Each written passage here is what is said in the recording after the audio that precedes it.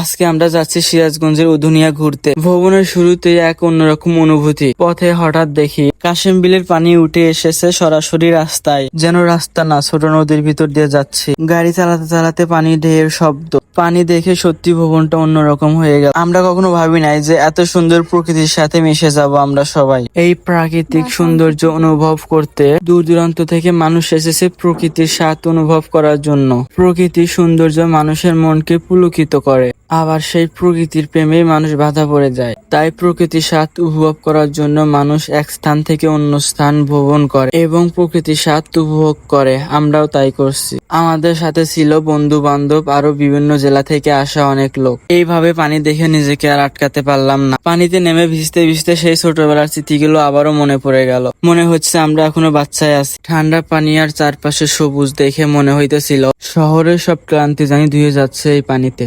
তাই কিছু ভেবে না ভেবে করে ফেললাম সবাই মিলে একটা টিকটক ভিডিও।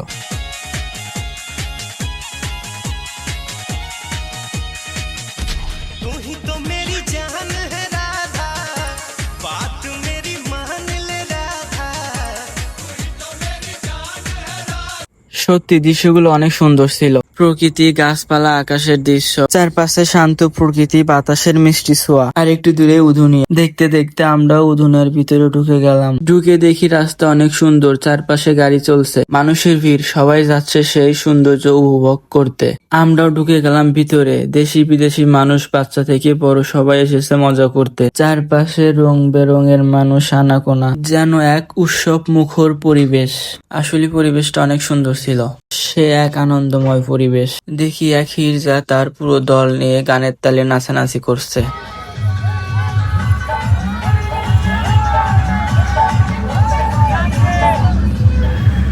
সত্যি কথা বলতে বিষয়টা অনেক সুন্দর ছিল আর দেখার মতো ছিল। আমরা সবসময় এসব বিষয় দেখি না। নদীতে ছোট বড় নৌকা ভেসে চলছে, সব আনন্দ করতেছে। নৌকা ভ্রমণটা সবাই উপভোগ করছে। গাইস, একটা জিনিস দেখেন, আমি এখানে এই জিনিসটা দেখে খুবই অবাক হয়েছি। চারিপাশে কত মানুষ কত আনন্দ করতেছে, কিন্তু উনি নামাজকে ভোলে নাই। আমিন। আসলে আমাদের মাঝে যে কিছু কিছু দিনীওয়ালা মানুষ আছে, এটাই তার প্রমাণ। তো যাই হোক, ব্রিজের উপর দাঁড়িয়ে দেখি পোলাপান পানিতে লাফাচ্ছে। সেই দৃশ্য এত সুন্দর লাগছিল, আমি আর নিজেকে সামলাতে পারলাম না। বন্ধুদের সাথে নিয়ে পানিতে নেমে পড়লাম। ভিতরে ভিতরে ভয় পাচ্ছিলাম প্রথমে, কিন্তু পানিতে নামার পর সব ভয় কেটে যায়। পানির ভিতর আমরা অনেক মজা করলাম, লাফালাফি আর বন্ধুদের সাথে দুষ্টমি। মনে হইতেছিল হাসি আনন্দে ভরে উঠলো চারপাশ।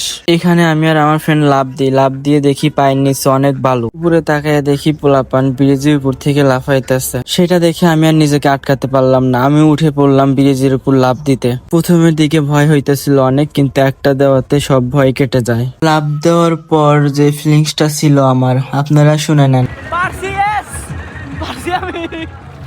আমি শুধু 2টা লাফ দিছি, পরে আর আমি কোনো লাফ টাফ দিই নাই, ভয় পাইতেছিল। আর এদিকে পোলাপান এখনো লাফাইতেছিল ওখান থেকে। বলতে হবে ওদের সাহস আছে। উধুনিয়ায় এই পরিবেশ, ব্রিজ, পানি, মানুষের আনন্দ, সব মিলিয়ে আসলে অসাধারণ মুহূর্ত। তো সব শেষমেশ আমাদের যাত্রা এখানে শেষ। সবাই ভালো থাকবেন, দোয়া করবেন। আসসালামু আলাইকুম।